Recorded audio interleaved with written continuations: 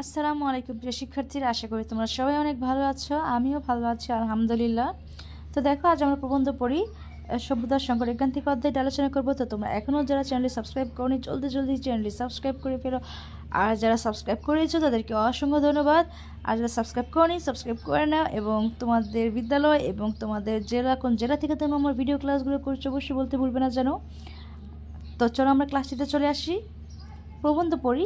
প্রথমে আমরা আবুল ফজল, যিনি লেখক, ওনার সম্বন্ধে আমরা একটু ছোট্ট করে জেনে নিই, কবি পরিচিতিটা পড়ে নিই। আবুল ফজল জন্মগ্রহণ করেছেন 1903 সালে এবং মৃত্যুবরণ করেছেন 1983 সালে। একজন প্রাবন্ধিক ও কথা সাহিত্যিক ছিলেন তিনি। তার উল্লেখযোগ্য গ্রন্থের মধ্যে রয়েছে চৌচির, রাঙা প্রভাত, মাটির পৃথিবী, মানবতন্ত্র, 21 মানে মাথা নত না করা, দুর্দিনের, দিনলিপি ইত্যাদি। নিচের প্রবন্ধটি লেখকের নির্বাচিত প্রবন্ধ বই থেকে নেওয়া হয়েছে। এক সভ্যতা সংকটের যেই ওইটা আমরা নিয়েছি, সেটা কোত্থেকে নিয়েছি? দিনলিপি, নিচের প্রবন্ধটি লেখকের নির্বাচিত প্রবন্ধ থেকে। কোত্থেকে নিয়েছি? এটা নির্বাচিত প্রবন্ধ থেকে। তো এটা তোমাদের কিন্তু জেনে রাখতে হবে। এখান থেকে কিন্তু অনেক সময় প্রশ্ন আসে কবি পরিচিতি থেকে।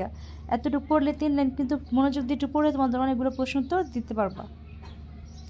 তো দেখো, আমরা একটু নিজ দায়িত্ব কষ্ট করে এগুলো রিডিং করে নেবো আমরা, ঠিক আছে? আর এখানে যে শব্দার্থগুলো আছে, শব্দার্থ পড়তে অবশ্যই আমরা যেন না ভুলি, ঠিক আছে? শব্দার্থগুলো অবশ্যই আমরা পড়ে নিব, খুব সুন্দর করে আমরা শব্দার্থগুলো পড়ে নেব। তো দেখো, শব্দার্থগুলো পড়ার পর এখানে চলে এসেছে প্রবন্ধের গঠন বুঝি। আমরা প্রথমে প্রবন্ধের গঠন বুঝতে কি করব? এখানে দেখো, এখানে আছে সভ্যতার সংকট। প্রবন্ধটি পড়া হয়ে গেলে নিচের প্রশ্নগুলো ডান কলামে লিখো। সবটির সাথে তোমার উত্তর নিয়ে আলোচনা করো এবং প্রয়োজনে সংশোধন করো। তো দেখো, এখানে আছে প্রবন্ধটি কোন বিষয় নিয়ে লেখা, ভূমিকায় লেখক কি বলেছেন। দেন আছে দেখো, এখানে বলা হয়েছে যে মূল আলোচনায় কোন কোন বিষয়ে অবতারণা করেছেন, উপসংহারে লেখক কি বলেছেন, গঠনের দিক থেকে প্রবন্ধটি কোন ধরনের।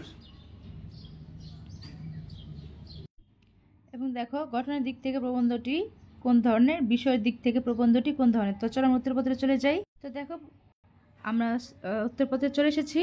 প্রবন্ধটি কোন বিষয় নিয়ে লেখা? চিন্তাহীনতার সংস্কৃতি আধুনিক সভ্যতার অগ্রগতিতে এক বিরাট প্রতিবন্ধকতার সৃষ্টি করেছে। ভূমিকায় লেখক কি বলেছেন? সভ্যতার পথে অগ্রসর হতে হলে চিন্তা ও যুক্তি চর্চা গড়ে তুলতে হবে। চিন্তার ক্ষমতায় মানুষকে অন্যান্য জীবন থেকে আলাদা করেছে। মূল আলোচনায় কোন কোন বিষয়ের অবতারণা করেছেন? চিন্তাহীনতাই বর্তমান সভ্যতার বড় সংকট। চিন্তাহীন মানুষ অভিযান্ত্রিকতায় ভুলতে বসেছে জীবনের মূল ও মহত্ব। আধুনিক সভ্যতা অস্তিত্বের সংকটে ভুগছে। চিন্তাহীনতার কারণে যান্ত্রিক সভ্যতার বিজয় অর্জন সম্ভব হয়েছে। উপসংহারে লেখক কি বলেছেন? বর্তমান সভ্যতায় গভীর জীবন দর্শনের যে শূন্যতা রয়েছে, চিন্তা ও যুক্তির চর্চার মাধ্যমে তা দূর করা আবশ্যক। গঠনের দিক থেকে প্রবন্ধটি কোন ধরনের? গঠনের দিক থেকে সভ্যতার সংকট প্রবন্ধটি বিশ্লেষণ ধর্মী।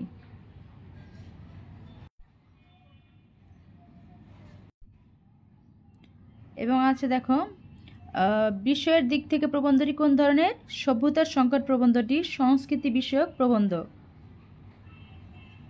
তো দেখো, আমরা আমাদের এই সংশোধন কমপ্লিট করে ফেলেছি। প্রয়োজনীয় যে সংশোধনগুলো ছিল আমাদের এই প্রবন্ধর সম্বন্ধে, যে প্রশ্নগুলো ছিল এর উত্তর আমরা লিখে ফেলেছি। এখন আমরা নেক্সটে যাব, এখানে জীবনের সঙ্গে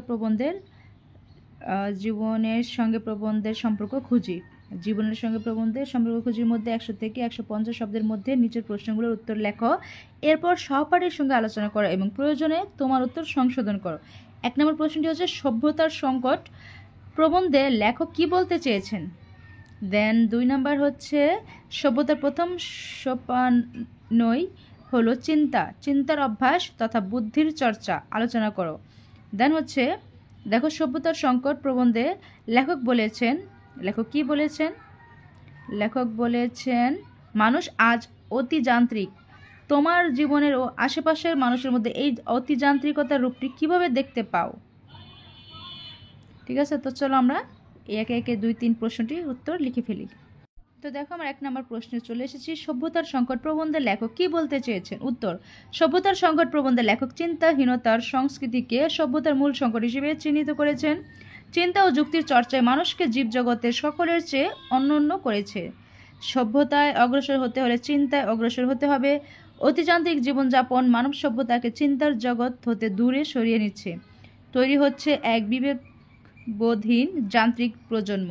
সুচিন্তিত মতবাদ বা বিশ্বাসহীনতার কারণেই আধুনিক সভ্যতার এই শোচনীয় দশা। তো আমাদের 1 নম্বর প্রশ্ন উত্তরটি আশা করি আমরা পেয়েছি।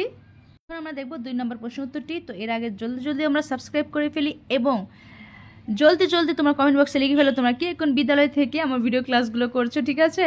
আর তাহলে আমাদের সাথে ছোট্ট করে একটা পরিচয় হয়ে যাবে, ঠিক না? তো তোমরা কে কোন জেলা থেকে আমার ভিডিও ক্লাসগুলো দেখছো, কোন বিভাগ থেকে আমি জানতে পারবো। তো চলো আমরা উত্তরপত্রটি পড়ে নিই। সভ্যতার প্রথম সোপানই হলো চিন্তার অভ্যাস তথা বুদ্ধির চর্চা আলোচনা করো। উত্তর, চিন্তা জগতে বিচরণের ক্ষমতার কারণেই মানুষ বর্তমানে সৃষ্টির শ্রেষ্ঠ আসনে অবস্থান করছে। পশু পাখির চিন্তার পরিধি স্বল্প হলেও মানুষের চিন্তার ক্ষমতা অসীম। আর এই চিন্তাশীলতাই যুগে যুগে সভ্যতার পথে মানুষকে এগিয়ে নিয়েছে। চিন্তাশীলতারই সভ্যতার পথে অগ্রপথিক, আর চিন্তাহীনরাই পিছনে পড়ছে। অর্থাৎ চিন্তার অভ্যাস তথা বুদ্ধির চর্চাই সভ্যতার প্রথম ধাপ। এখন তোমরা যে যত বেশি চিন্তা করবা, যে যত বেশি ভাববা, সে তার সমস্যার সমাধান তত দ্রুত করতে পারবা। যে সমস্যায় নিয়ে ভাববে না, সে সমাধান কোত্থেকে করবে, ঠিক না? ঠিক অনুরূপটাই এখানে বলা হয়েছে। আশা করি তোমরা বুঝতে পেরেছো। তো দেখো উত্তর আমরা এখন পড়ব 3-এর। সভ্যতার সংকট প্রবন্ধের লেখক বলেছেন মানুষ আজ অতি যান্ত্রিক। তোমার জীবনে ও আশেপাশে মানুষের মধ্যে এই অতি যান্ত্রিকতার রূপটি কিভাবে দেখতে পাও? উত্তর, সভ্যতার সংকট প্রবন্ধের লেখক বলেছেন মানুষ আজ অতি যান্ত্রিক। আমার জীবনে ও আশেপাশের মানুষের মধ্যে এই অতি যান্ত্রিকতার রূপটি প্রকটভাবে দেখতে পাই। আমাদের জীবন অনেকটাই যন্ত্র নির্ভর। বৈদ্যুতিক বাতি, পাখা, ফ্রিজ, টেলিভিশন এখন প্রায় প্রতিটি বাড়িতেই আছে।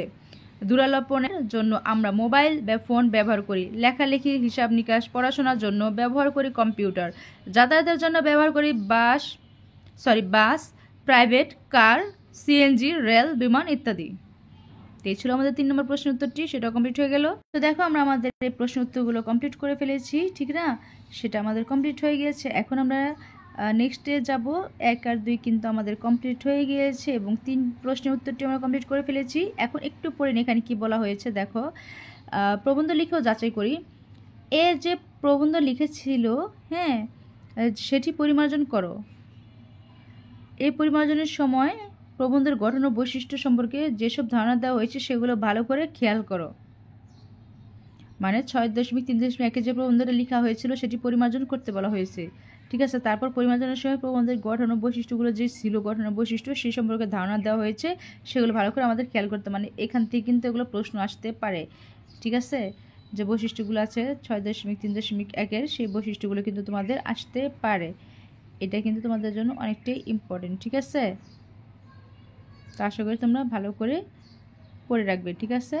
এই যে এখানে প্রবন্ধ লিখিয়ে যেটার কথা কিন্তু বলা হয়েছে 6.3.1 প্রবন্ধ, ঠিক আছে? এই যে বৈশিষ্ট্যগুলো, এই যে বৈশিষ্ট্য, এখানকার এই যে বৈশিষ্ট্য, এই যে বৈশিষ্ট্যগুলো, এইগুলো হচ্ছে বৈশিষ্ট্যগুলো কিন্তু খুব ভালো মতো তোমাদের খেয়াল করতে বলা হয়েছে, ঠিক আছে?